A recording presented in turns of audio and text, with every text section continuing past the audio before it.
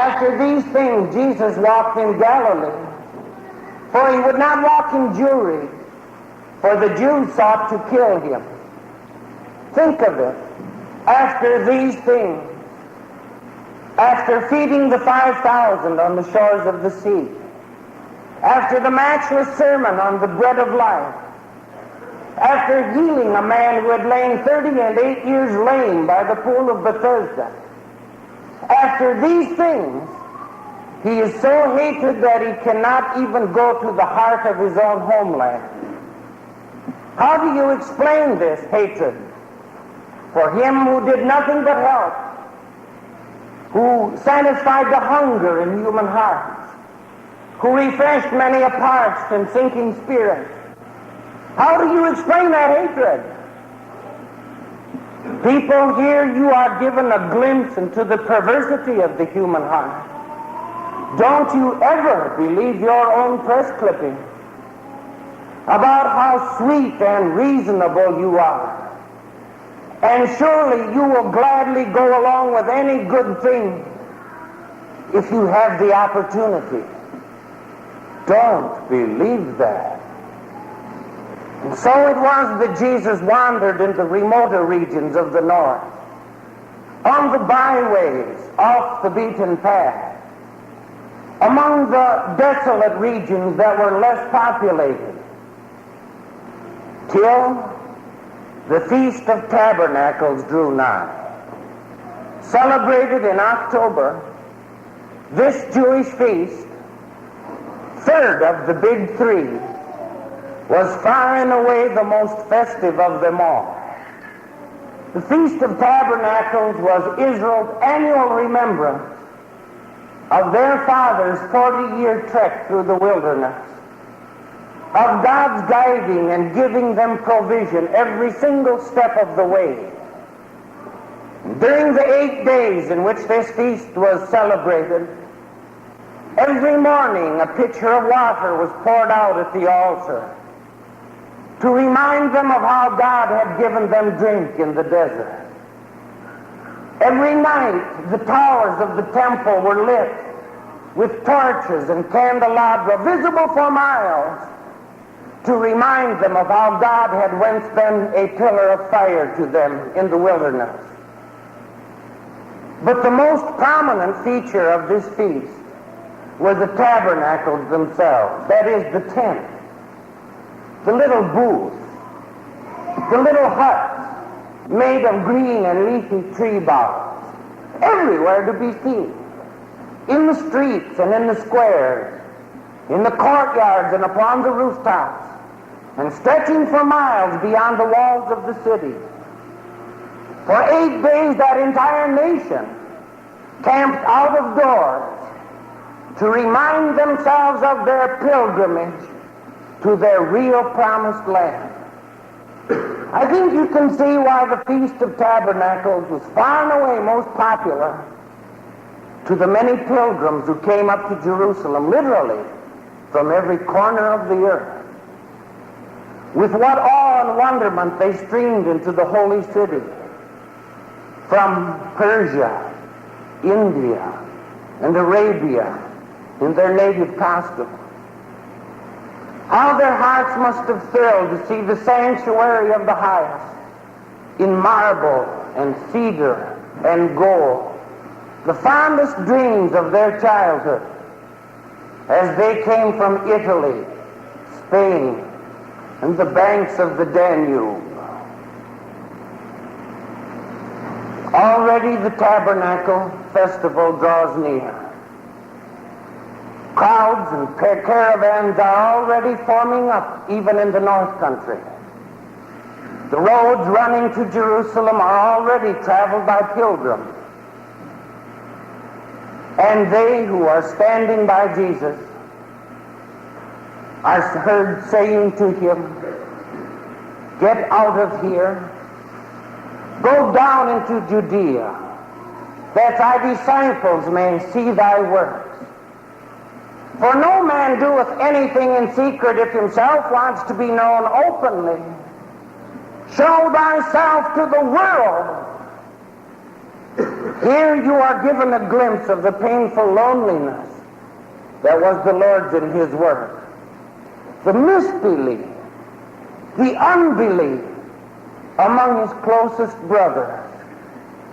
They too had seen him evade their efforts to crown him king after the miracle of the loaves and fishes. They too had watched the head-on confrontation with the scribes who demanded from him a sign. They saw the crowds beginning to leave him now in droves, the number of disciples dwindling down to nothing. And now at the great Feast of Tabernacles, he stands out here in the sticks, makes no move at all to go up to the capital city. They argue with him. You are hiding your light under a bushel. What good are all your great works if you do them out here in this God-forsaken region? Go up to Jerusalem, to the show place of the nation. And there on the grand stage before the assembled people, show your stuff. Show the world that you are something. You claim to be the Messiah of the world. Show the world. The line of logic of the brethren is, of course, true. This is exactly what the world expects.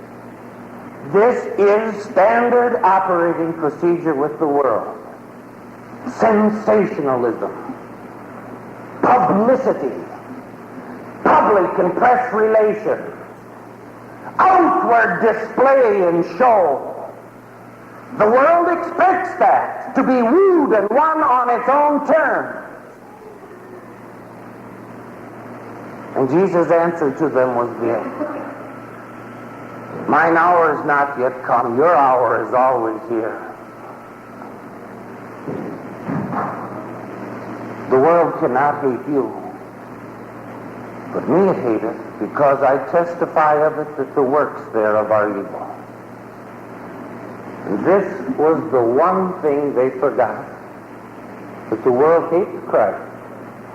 This was the one fault in their line of logic. The world hates Christ. And you better remember that when you think to imitate the world in your church. The world hates Christ. Jesus tells them, my time is not yet come. Your time is always ready. You will get along comfortably in the company of the world. You have the same aims and goals as the world, the same motives and methods as the world. You have the same earthly program, the same fleshly concern, the same pious prattle and program.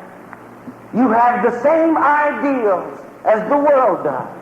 You will get along fine with the world. I'll go up. Don't worry about that. But not at this feast and in the way that you are. Not 6 months hence I will go up. My own way, on my own terms, and at my own hour. But the world isn't going to like what it hears. That its very best works are evil.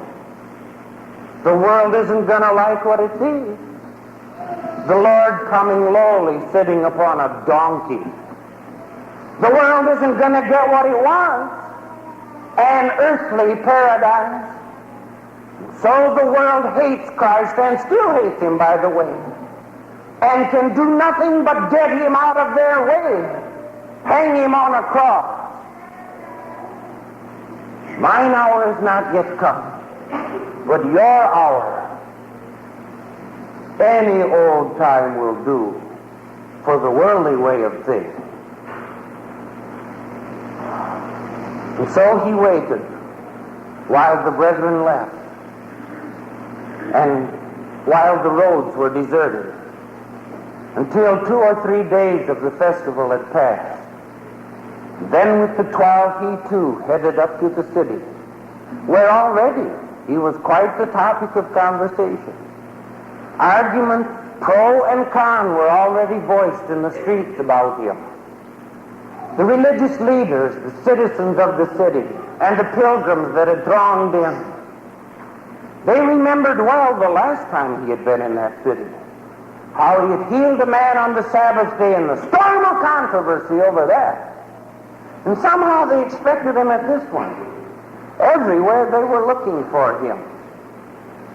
And the debate went like this. His mercy and his miracles were weighed against his not being the kind of Messiah that they were looking for. So some said, he's a nice guy. But some said, no, he's a deceiver of the people. But nobody said anything very loud, because they feared the Jewish leaders who had not yet given an official opinion. And quietly he enters the city, without public notice, and when the Feast of Tabernacles is nearly over. The first time he had come into the city, he had driven the money changers out of the temple courts. Another time, when he came into the city, he had sent a lame man walking through the streets on the Sabbath day carrying a cot in violation of every rabbinical rule. But who looked for anything like this when he came into the city this time? There he was on one of the spacious temple courts, quietly teaching the 12 and others who had gathered, the very one whom all the city was looking for. Well, pretty soon, there was standing room only on the fringe of Jesus' audience as he taught. How knoweth this man letters, was how the disturbance began. How knoweth this man letters, having never learned? Oh, they do an old and clever tactic. They do not discuss Jesus' teachings, true or false. They try to discredit Jesus himself. What university has he attended? How many scholarly degrees has he behind his name? What kind of presumptuous ignoramus is this who presumes to teach in public? He has not attended the University of Jerusalem. We have not given him his teaching credentials. Therefore, he must be a fraud. Without hesitation, Jesus answers them. My doctrine is not mine, but his that sent me. And if any man will do his will, he will know of the doctrine, whether it is of God or whether it is of me myself. Jesus claims absolute authority for his teaching. The doctrine is God's, and he's the one sent from God to declare it. The doctrine is not some personal theory, thought, or philosophy of my own. The doctrine is not mine, but his that sent me. And then he gives them a good, as he gives you and me an excellent opportunity to prove this. If any man will do his will, he will know of the doctrine whether it be of God. Oh, don't debate it. Don't discuss it. All your arguing and evaluating will never get you out of the woods. The only way you will ever know if these doctrines are of God is if you do them. But you say you cannot believe.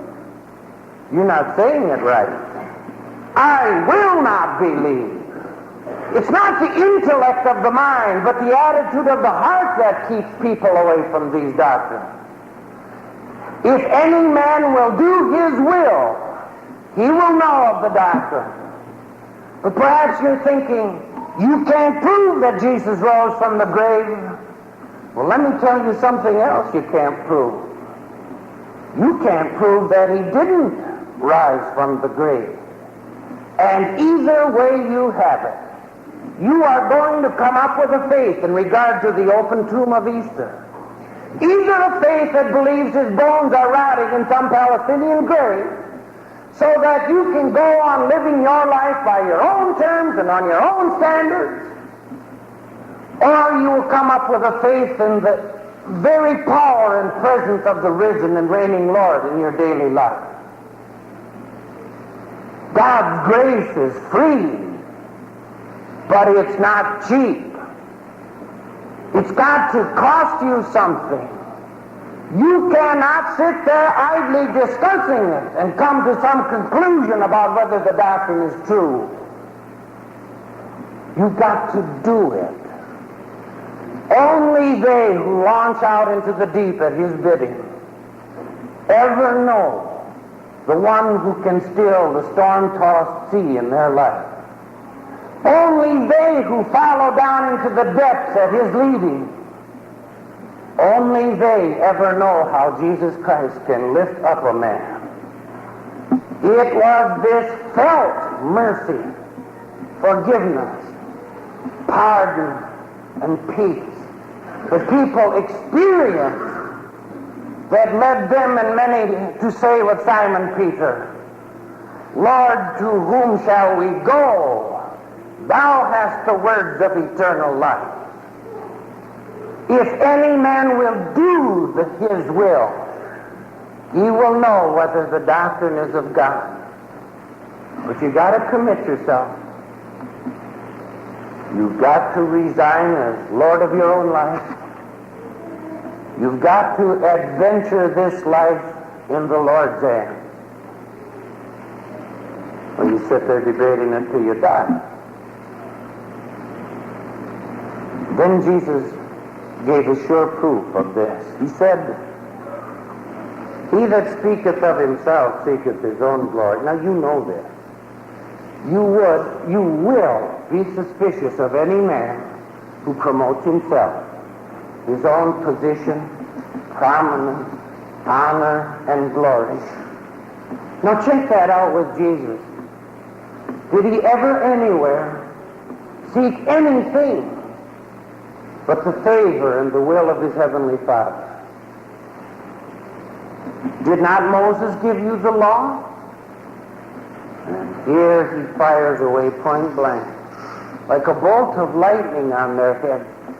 You see, religious people are never supposed to take the offensive. Did not Moses give you the law? Why, yes, Moses, our respected Moses, gave us the law. Everybody knows that. Then why has not a one of you ever kept it? Why go ye about to kill me? At this point a cry broke in. Who goes about seeking to kill you? You must have a devil. And I imagine at this point the pilgrim must have stared at the face of the Jewish ruler. They must have wondered how a man like Jesus, whom so many admired, could level such a damning indictment. How could he say such a thing as this? Oh, how differently we view all this years later, who know how holy we ended up. And then Jesus gets to the matter that was still sticking in their craw. I have done one work, and ye all marvel. Moses, remember? It wasn't that he healed that man, but that he did that work on the Sabbath day. Moses therefore gave you circumcision, and ye on the Sabbath day circumcise a man. And if a man on the Sabbath day receives circumcision, why are you angry at me if I have healed a man on the Sabbath day, made him every whit whole on the Sabbath day? Every single thing you could say about Moses and giving circumcision, you could say 100-fold about Jesus' good work. Moses commanded circumcision. It was an Old Testament rite, comparable to our New Testament baptism, by the way, in which the child on the 8th day was adopted into the family and into the faith of God's people. They looked upon that as a great blessing. That was the highest of all possible gifts. And if that 8th day fell on a Sabbath day, they circumcised the child on the 8th day. What's the difference, Jesus said? Here I have given a great blessing, a choice gift to a man on the Sabbath day, and you are angry at me. Judge not on appearance, but judge righteous judgment. Try to get away from this superficial, artificial judging of religious externals. Get on down to the grace of God, the will of God. After this, the audience breaks up and everything imaginable happens. Some hate him, some believe in him, some try to kill him, some are afraid, some have contempt for him, some still stand preening themselves on the pedestal of their own superior learning. But all that on another day, if God gives us another day. Today, learn this. Is his doctrine from God? And is it for you? Amen.